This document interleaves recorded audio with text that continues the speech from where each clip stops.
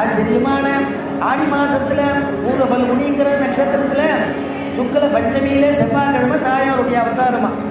என்னைக்கு விட்டுச்சித்தர் கண்டெடுத்தாரோ அன்னைக்கு தான் அவதாரம் அப்படின்னு அந்த அவதாரத்திலிருந்து நம்ம கொண்டாடினோம். சுவாமி தேசிகன் சாதிக்கிற வேயர் குளம் வேயர் புகழ் வில்லிபுத்தூர் விட்டுச்சித்தன்.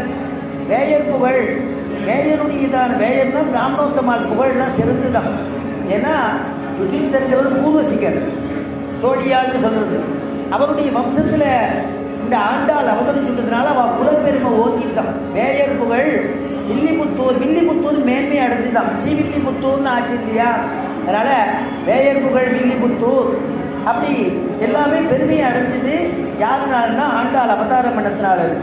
அப்படி அவதாரத்தை கொண்டாடினா நம்ம ரங்கநாதர் எந்த பக்கம் பார்த்து படுத்துட்டு இருக்காருன்னா தென்திசை இலங்கை நோக்கிங்கிறார். தொண்டர்படி ஆழ்வார் சொல்லும் பொழுது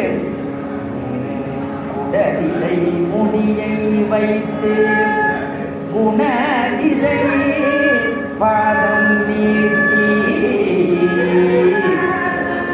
குடதிசை முடியை வைத்து குணதிசை பாதம் நீட்டி,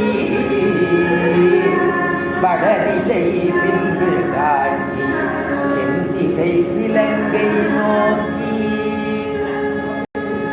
அப்படி நம்முடைய ரங்கநாதன் இப்போ திருச்சி சார்ந்துட்டு இருக்கார். இந்த சங்கீத உபன்யாசத்தை அவருடைய சிரசு இந்த பக்கம் தான் இருக்கு, மேற்கு பக்கம் தான் சிரசு வச்சுட்டு இருக்கார்.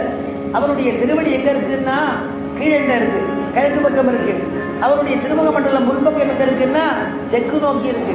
அவருடைய வடக்கு அவருடைய பின்முகம் பின்னுடைய திருமேனியுடைய பக்கத்தை காட்டிக்கிறார். ஆனா இது எதுக்காக அவர் பார்த்துட்டு இருக்காருன்னா விபீஷணனுக்கு அனுகிரகம் பண்றதுக்குன்னு சரித்திரம் சொல்றது. ஆனா ஒரு ரசிகர் சொன்னாரா, இல்ல ஆழ்வார் பாசுரத்தை தப்பா பண்ணிட்டார் அப்படின்னாரா. என்ன ரசிகர்னா அந்த ரசிகர் ஸ்ரீவில்லிபுத்தூரான். அவர் சொன்னார் குடதிசை முடியை வைத்து குணதிசை பாத